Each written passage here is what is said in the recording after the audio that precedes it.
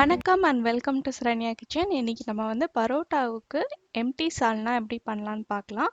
இது மோஸ்ட்லி வந்து ஹோட்டலில் வர டேஸ்ட் அப்படியே வரும். இதை நீங்கள் செஞ்சீங்கன்னா திரும்பி திரும்பி இதே மாதிரி தான் செய்வீங்க. அதுக்கு வந்து ஃபஸ்ட்டு நம்ம வந்து வதக்கி அரைக்கிறதெல்லாம் பார்த்துடலாம்.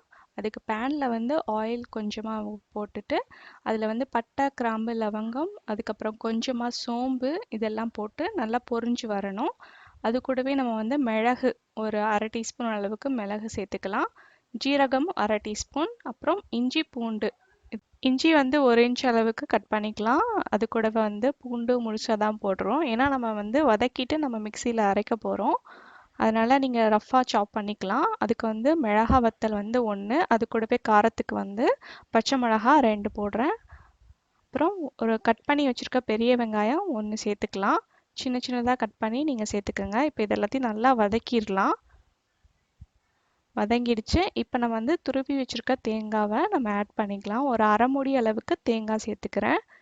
இதை ஆஃப் பண்ணிவிட்டு நீங்கள் சேர்த்து நல்லா மிக்ஸ் பண்ணிவிடுங்க. ஆறினோடனே மிக்ஸி ஜாரில் போட்டுடலாம்.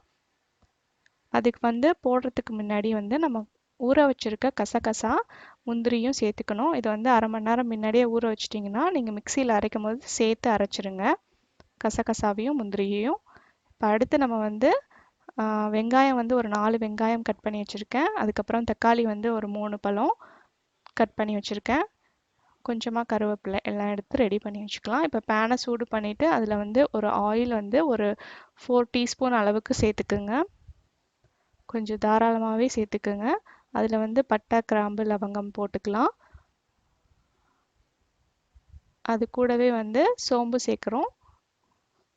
அப்புறம் நறுக்கி வச்சுருக்கிற வெங்காயம் சின்ன சின்னதாக சாப் பண்ணி சேர்த்துக்கணும். சால்னாக்கு எப்போவுமே வந்து நல்லா வதக்கணும்.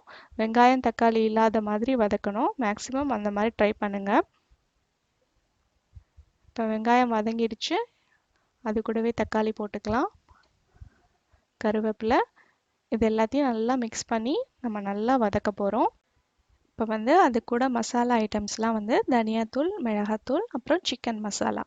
சிக்கன் மசாலா வந்து நான் ஒரு 2 டேபிள் ஸ்பூன் அளவுக்கு எடுக்கிறேன்.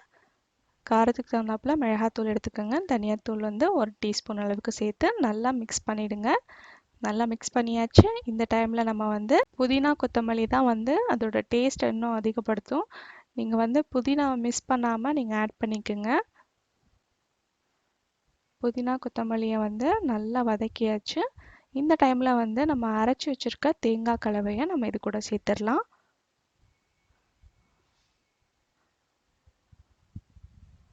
சேர்த்தாச்சு. நல்லா மிக்ஸ் பண்ணிடலாம். இப்போ நம்ம தேவையான அளவுக்கு தண்ணி ஊற்றிக்கலாம். நான் வந்து ஒரு பெரிய கிளாஸில் தண்ணி தாராளமாகவே ஊற்றுறேன். சால்னா வந்து நம்ம வந்து நல்லா கொதிக்க விடணும். அரை டீஸ்பூன் அளவுக்கு மஞ்சத்தூள் சேர்த்துக்கலாம். நான் முதலே மசாலாவோட சேர்க்க விட்டுட்டேன், நீங்கள் சேர்த்துக்குங்க அப்போ கூட. இப்போ வந்து தண்ணி இன்னும் கொஞ்சம் ஆட் பண்ணிக்கலாம். திக்காக தான் இருக்குது, தேங்காயெலாம் நிறையா சேர்த்துருக்கிறதுனால திக்காகவே இருக்குது. இப்போ நம்ம தண்ணியெல்லாம் சேர்த்தாச்சு. இந்த அளவுக்கு தண்ணி இருந்தால் போதும். தேவையான அளவுக்கு உப்பு போட்டுக்குங்க. அவ்வளோதான். இப்போ வந்து சால்னா வந்து 5லேருந்து 10 நிமிஷம் நல்லா கொதிக்க விடணும். எவ்வளோக்கு எவ்வளோ கொதிக்குதோ அவ்வளோக்கு அவ்வளோ டேஸ்ட்டாக இருக்கும். கண்டிப்பாக இந்த சால்னா ரெசிபியை ட்ரை பண்ணி பாருங்கள். ட்ரை பண்ணி பார்த்துட்டு உங்கள் ஃபீட்பேக் கமெண்ட் எனக்கு சொல்லுங்கள். இந்த வீடியோ உங்களுக்கு பிடிச்சதுன்னா லைக் பண்ணுங்கள். மறக்காமல் சரண்யா கிச்சனை சப்ஸ்கிரைப் பண்ணி வச்சுக்கோங்க.